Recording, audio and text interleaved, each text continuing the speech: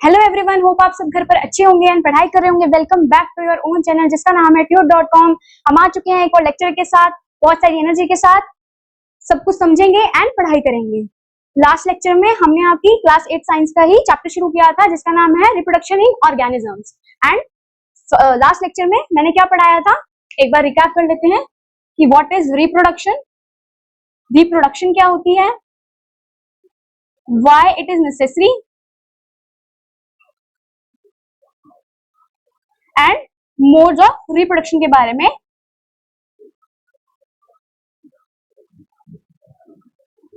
मैंने modes of reproduction के बारे में बताया था। ये तीन चीजें हमने फर्स्ट लेक्चर में कवर की थी। अगर आपने ये वाला लेक्चर नहीं देखा है तो यहाँ पे आई बटन आ रहा होगा, उस पर जाकर आप उसको देख सकते हैं, समझ सकते हैं। तो आज हम स्टार्ट करने जा रहे हैं न्यू टॉपिक जो कि है female reproductive system. Female reproductive system समझेंगे अच्छे से, उसके इनके पार्ट्स को समझेंगे और ट्राई करेंगे कि आप लोगों को अच्छा समझ जाए। मैं अपनी तरफ से पूरा ट्राई करूंगी कि आप लोगों को अच्छे से समझ में। फीमेल रिप्रोडक्टिव सिस्टम है ये, इसको हम पहले पार्ट समझते हैं, इसके कौन कौन से पार्ट्स होते हैं। दिस इज ओविडक्ट, ओविडक्ट या फिर फिलोपियन ट्यूब, इसको फिलोपियन ट्यूब भी कहते हैं। यहाँ पे आते हैं ये जो हमें दो राउंड शेप दिख रहे हैं शेप्स, इसे कहते हैं ओवरीज, जिससे मैंने लास्ट चैप्टर में पढ़ाया था जब reaching the age of adolescence पढ़ा रही थी तो मैंने मेंस्ट्रुअल साइकिल बताया था। उसमें बताया था मैंने कि एग रिलीज होता है फीमेल की बॉडी में, जिससे जो है मेंस्ट्रुअल साइकिल अकर होती है। तो एग्स कहां से रिलीज होते हैं, ओवरीज से रिलीज होते हैं। ये दो ओवरीज के पेयर होते हैं। ओके, ये भी यहाँ पे ओविडक्ट ही है।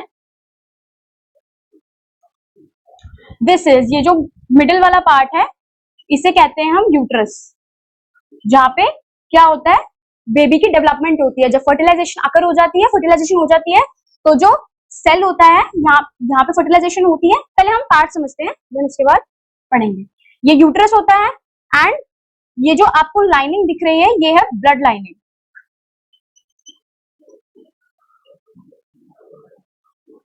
ये क्या है, ब्लड लाइनिंग है। ओके, क्या हो गया हमारे पास, ये जो ट्यूब लाइक स्ट्रक्चर है इसे ओविडक्ट कहते हैं या फिर फ्लोपियन ट्यूब कहते हैं। जो ये पेयर्स में आपको दिख रहे हैं टू राउंड शेप, इन्हें हम ओवरीज कहते हैं, जिसमें से एग रिलीज होता है। एंड यहाँ पे जहाँ पे बेबी की डेवलपमेंट होती है, ये वाला एरिया इसे हम यूट्रस कहते हैं। और ये जो आपको लाइनिंग दिख रही है ये ब्लड लाइनिंग होती है। ओके, ये हमने इतने देखे हैं पार्ट्स।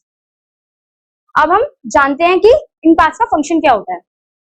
फर्स्टली जो ओवरीज हैं, पहले ओवरीज की बात करते हैं। ओवरीज क्या करती हैं, एग रिलीज करती हैं, मेंस्ट्रुअल एग जिसे हम ओवा भी कहते हैं। ये ओवा रिलीज करती हैं जो कि किसमें हेल्प करता है, किसमें हेल्प करता है, लास्ट लेक्चर मैंने पढ़ाया था कि जब फीमेल और मेल के गैमेट मिलते हैं, फीमेल गैमेट क्या है यहाँ पे ओवा, जो कि कौन रिलीज करता है, ओवरीज रिलीज करती हैं। ओके, सो जब फीमेल और मेल गैमेट मिलते हैं तो वो एक फर्दर सेल फॉर्म करते हैं जिसे हम जायगोट कहते हैं।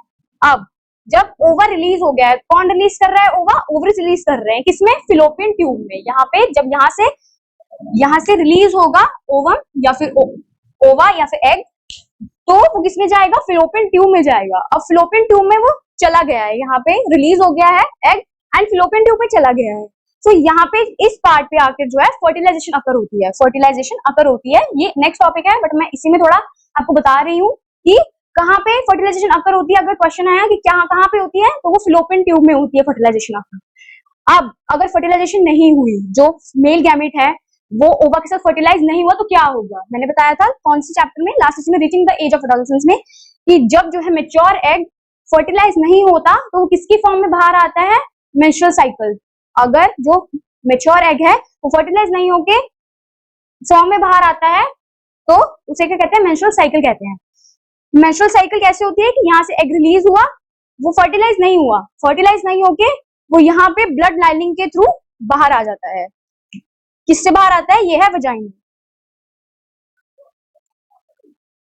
वजाइना के थ्रू जो है वो बाहर आ जाता है। अब जब यहाँ से रिलीज हो रहा है एग, तो यहाँ पे ब्लड लाइनिंग है, ये आपको ब्लड लाइनिंग दिख रही है, मैंने बताया था कि ब्लड लाइनिंग होती है। ये ब्लड लाइनिंग को क्रॉस करके, मतलब इसको तोड़ के बाहर आता है, तभी जो है क्या अकर होती है, मेंस्ट्रुअल साइकिल। मेंस्ट्रुअल साइकिल अकर होती है फीमेल्स में। ओके, ये ओवरीज का काम था। फलोपियन ट्यूब में क्या होता है कि ये एग को पाथ देती है। किसको पाथ देती है? एग को पाथ देती है कि वो या तो फर्टिलाइज हो जाए या फिर जो है वो ब्लड लाइनिंग से टूट के मेंस्ट्रुअल साइकिल हो जाए, मेंस्ट्रुअल साइकिल की फॉर्म में बाहर आ जाए। ओके, देन अब आते हैं यूट्रस पे। ये वो पार्ट होता है जहां पे एक बेबी जो है वो ग्रो करता है। फर्टिलाइजेशन हो जाती है, देन जो एक मेच्योर फर्टिलाइज्ड एग होता है, फर्टिलाइज्ड फॉर्म होती है सेल की, वो यूट्रस में आती है, यहाँ पे अटैच होके वो यूट्रस में ग्रो करते हैं। कहते हैं ना यूट्रस में जो है मदर के बेबी ग्रो करता है, तो ये वही पार्ट है जहाँ पे एक बेबी ग्रो कर रहा होता है। ओके, ये तब होता है जब क्या होगा, जब फीमेल और मेल गैमेट जो है फर्टिलाइज कर जाएंगे, फ्यूज हो जाएंगे, तब जाके वो यहाँ पे डेवलप होगा। अभी हम मेनली जो है फीमेल एक रिप्रोडक्टिव की बात कर रहे हैं, जिसमें से मैं बताती हूँ आपको।